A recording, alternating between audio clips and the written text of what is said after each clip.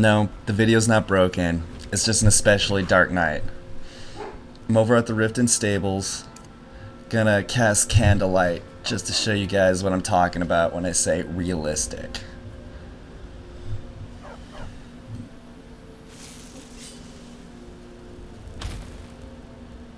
Now, if you guys will notice, there's shadows everywhere. A lot more immersive. Followers casting shadows, shadow mirror. If you look closely at the bushes, just a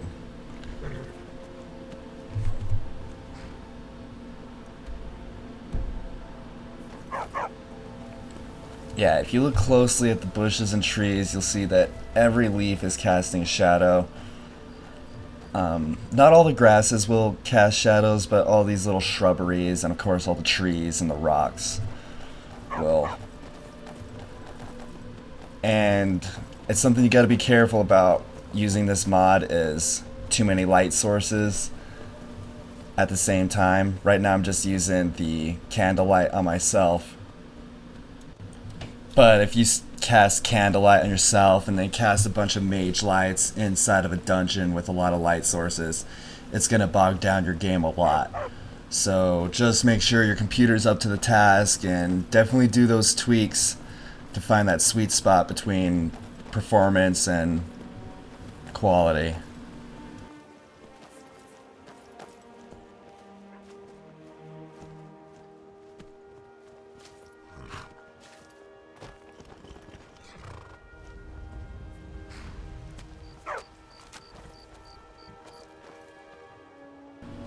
So just saw some baddies on my radar. So what I'm going to do is cast Mage Light on Vigilance, my dog, so you can see the shadows coming from a different source.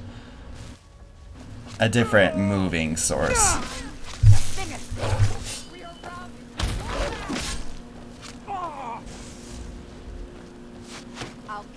So including my Candlelight spell, which I modded to last 10 minutes, there's 2 light sources going on here, so pay attention to the crossing shadows and where shadows are coming from. You'll notice that the grass is not casting shadows. I haven't tweaked it so that it does. I don't know if I know how, but I have a feeling even if I did, it would just bog down the computer way too much.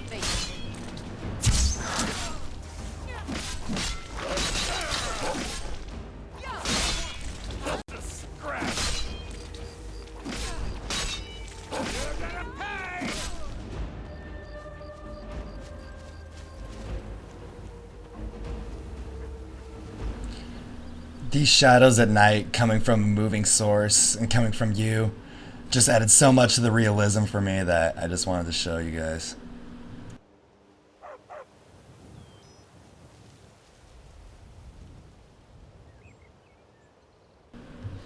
Now I'm going to show you what the shadows look like coming from a regular old torch.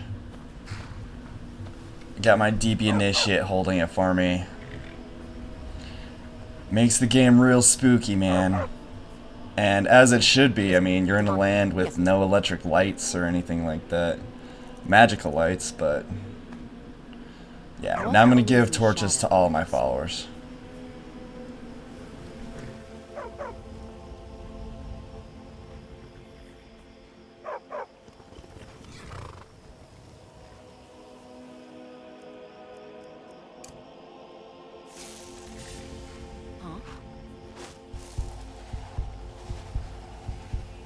Couldn't tell where Jazarga was at for a minute.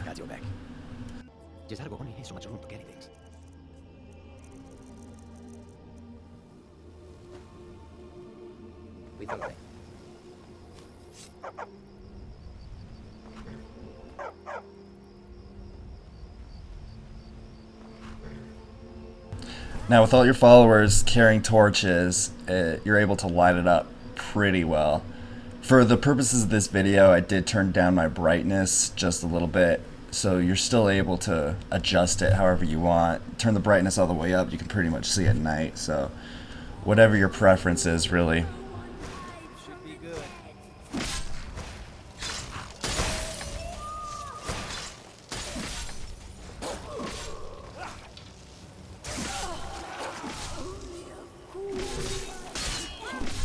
If you guys are wondering what's up with some of these encounters, I'm using the Wars in Skyrim 4 mod by Alexandrox, and for me it just makes the game a whole lot more exciting. One thing to keep in mind is that when your followers are holding a torch, they are going to hold the torch for the remainder of the night. So I've tweaked my followers to dual wield, so when they're carrying a torch they're not dual wielding. Just something to keep in mind.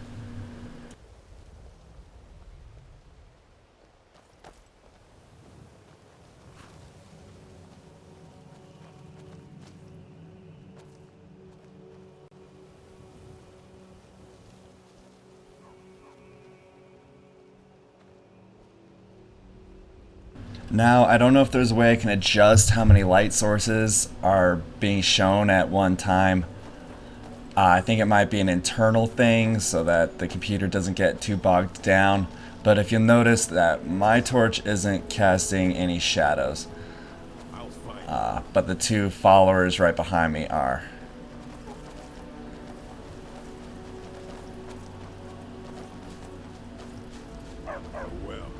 And as I separate from them, I'll start casting shadows again.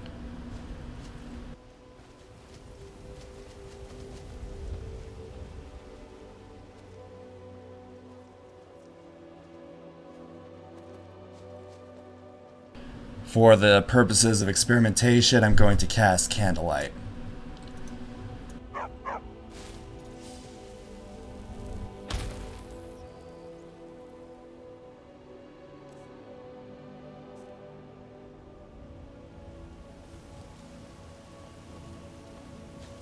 As you can see, no light or shadows coming from my Candlelight spell until right there.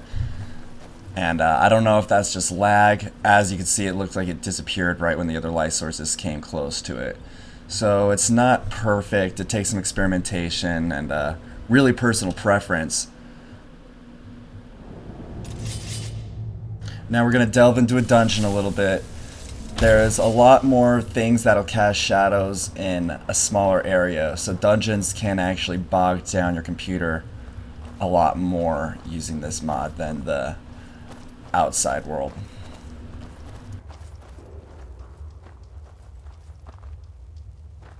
There's also a lot more natural light sources that will cast shadows in the dungeons too, so.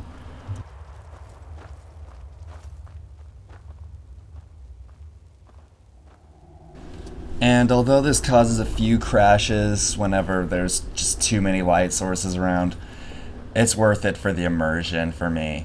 Dungeons aren't the same unless you're seeing like shadows everywhere and you're just wondering what's in those shadows, and it's just good stuff.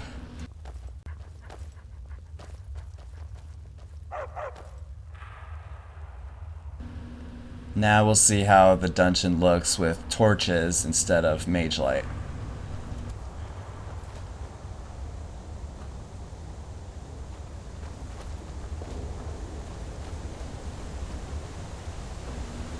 This is a beautiful cave that I just happened to come across too. Thought it'd be good for all the sources of light in here and the natural lighting. That just looks beautiful to me right there. That's how it would look in real life. You wouldn't be able to see much around it.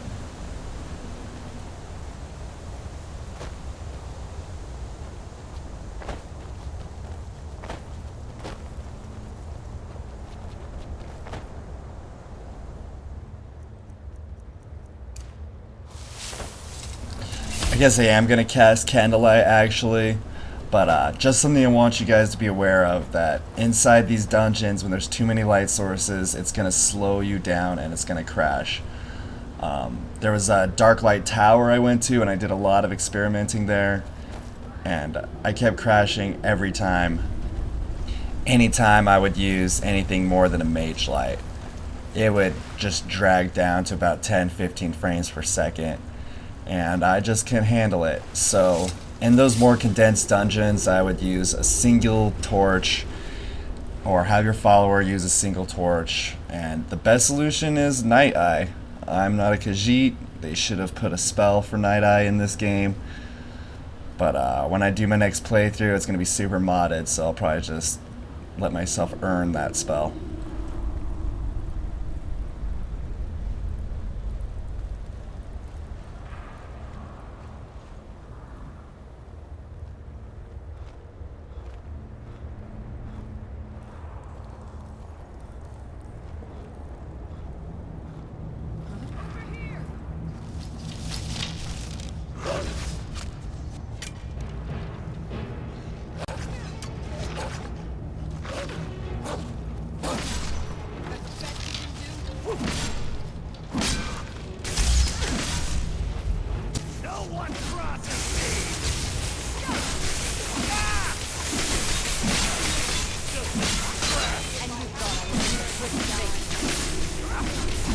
You guys will probably notice sometimes that when there's a battle going on, it'll get inexplicably dark for a second. And the reason because of that is there's a vampire effect coming from my follower's swords. And with the FXAA post-processing, it darkens it up whenever there's a bright light. I'm not that good with these graphics injectors. I don't really know if there's a way to fix that. I'm pretty happy with the way it is, so.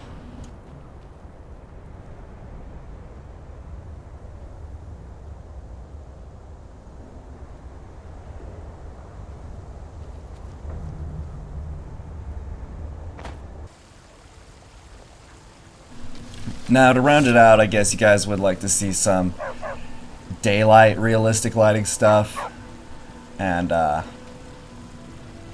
the best thing I found besides the graphics injector is the Sunglare, and there's about 4 different Sunglares I've used. The ones that say realistic usually have a lens flare, and I'm usually like, I don't really get lens flare when I look at the sun, it's just really bright. So I put this quote-unquote intense sun flare on there, and you can see the outline of it as I move back and forth and block out the sun right here. It's the biggest sun glare, and for me it's the most realistic because you just can't really look at the sun. It'll just be too bright. So yeah, I hope you guys enjoyed this video. I hope these tips help you have a better Skyrim experience, and keep looking out for my new videos.